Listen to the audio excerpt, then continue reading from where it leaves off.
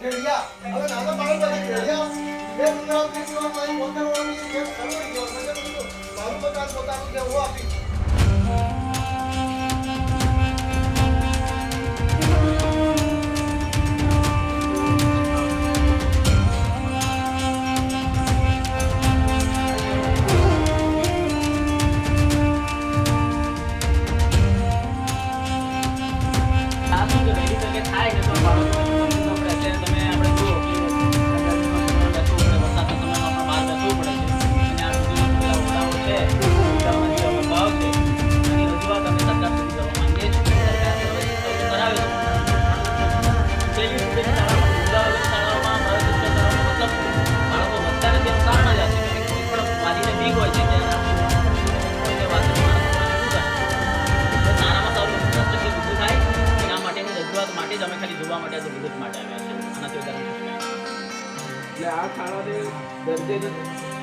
સંજેલી તાલુકાના ગલાનાપડ પ્રાથમિક શાળાની આપણે મુલાકાત લઈએ.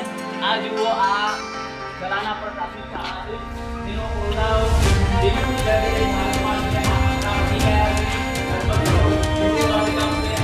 આચાર્યશ્રીએ શિક્ષકશ્રીઓ દ્વારા વારંવાર રજૂઆત કરવામાં આવી છે. આ શાળાનું બાંધકામ લગભગ 1 વર્ષ પહેલા ઉતારી લેવા માટેનો ઓર્ડર પણ થયેલો છે. આ સરકારી તંત્ર ગુમાવવાનું લાગી રહ્યું છે. આપણે જે રીતે જોયું કે આ શાળાની અંદર 15 અને 25 કુલ 40 જેટલી સંખ્યા છે. અને આ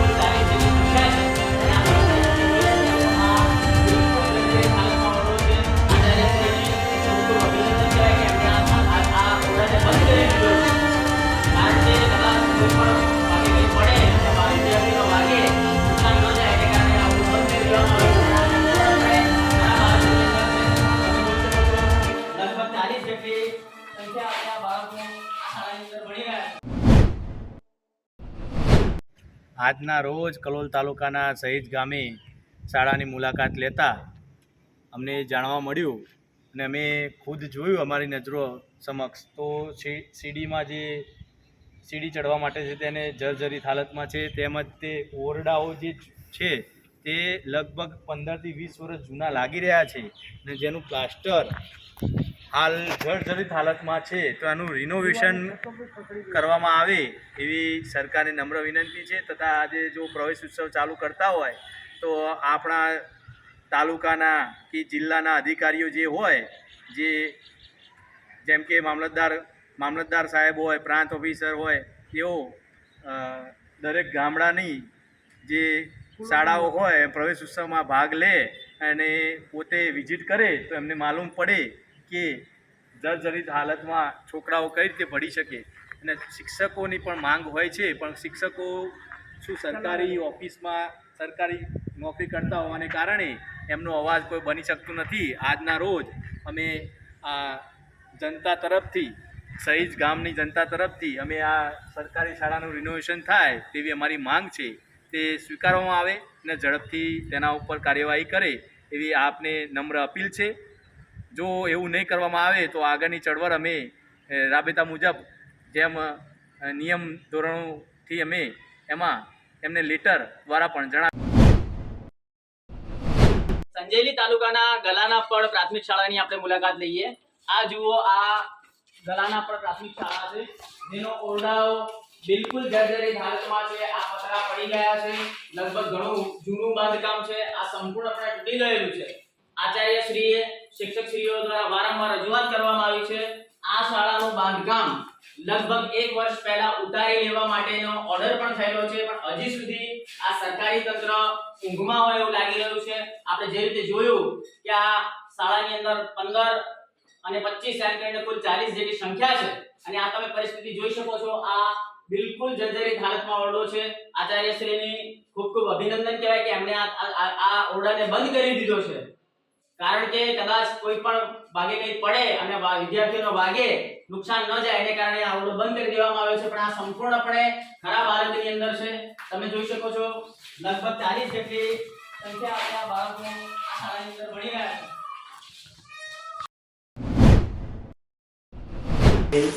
બેનું બીજા 2 બોલે છે, મારા સાથે 3 વિદ્યાર્થી 1 શિક્ષક મળવા પાત્ર થાય એટલે 60+ થાય છે, તો બીજા 2 મળવા પાત્ર છે.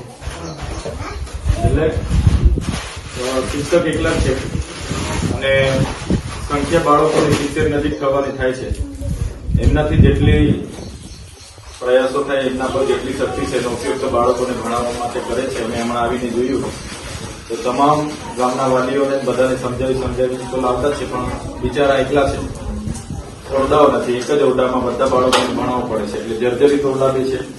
ઓરડા બનીને શિક્ષકો બીજા બે મુકાય એવી અમે પણ તમારા વતી સરકારમાં વાત મૂકીશું. પણ આપણે જો આપણા વિદ્યાર્થી આપણું જે બાળક છે એની સાથે જો બેસીએ તો આપણને ખબર પડે કે ભાઈ એ શું ભણી રહ્યો છે. અને કદાચ ક્યાંક સ્કૂલમાં પણ તમે આવવાનું રાખો, કારણ કે અહીંયા આગળ આપણા વાલીઓ માટેની પણ એક કમિટી બનાવેલી છે અને એ કમિટીમાં તમે આવો તો એમાંય તમે સ્કૂલમાં પણ જો ક્યાંક તમને મુશ્કેલી લાગતી હોય કે ભાઈ સ્કૂલમાં શિક્ષકો પ્રત્યે કંઈ કહેવાનું હોય, કોઈ ફરિયાદ હોય તો એ પણ અમારા સુધી પહોંચાડી શકો. પણ તમારી જેટલી જાગૃતિ રહેશે એટલું અત્યારે શિક્ષકો પણ પૂરતું ધ્યાન આપે છે. અમે એટલું અત્યારે ઘણા બધા શિક્ષકો, કોઈક શિક્ષક હોઈ શકે એવું, પણ શિક્ષક અત્યારે વિદ્યાર્થી એક દિવસ ના આવે અને જો બીજા દિવસે સ્કૂલે ના આવ્યો હોય તો બીજા દિવસની સ્કૂલ પતાયા પછી શિક્ષક સીધો એના ઘરે પહોંચી જાય છે કે ભાઈ શું તકલીફ પડી. આ કેટલી સારી શિક્ષકોની ભાવના પણ અત્યારે જુઓ તમે કે વિદ્યાર્થીઓ પાછળ પૂરતું ધ્યાન આપે છે. ફક્ત આપણે બધાએ સહયોગ કરવાનો છે. માન્ય નરેન્દ્રભાઈ હર હંમેશ કહે છે કે સૌનો સાથ, સૌનો વિકાસ, સૌનો વિશ્વાસ અને સૌનો પ્રયાસ. આપણે બધા પ્રયાસ કરીશું, તમને કોઈ તકલીફ નહીં પડવાથી. અહીંયા સુધી અમે આવ્યા છીએ તો કહે છે કે ભાઈ ડાંગ જિલ્લો અને ડાંગ જિલ્લામાં આ છેવાડાનું ગામ એવું કહેવાય. આજે તમે અહીંયા આગળ છે કે અહીંયા સુધી આવ્યા ત્યાં સુધી તમે રોડ રસ્તાથી માંડીને બધી જ વ્યવસ્થા તમે જુઓ તો તમને એવું લાગે નહીં કે છેવાડાનું ગામ છે, પહેલું ગામ છે એવું જ છે.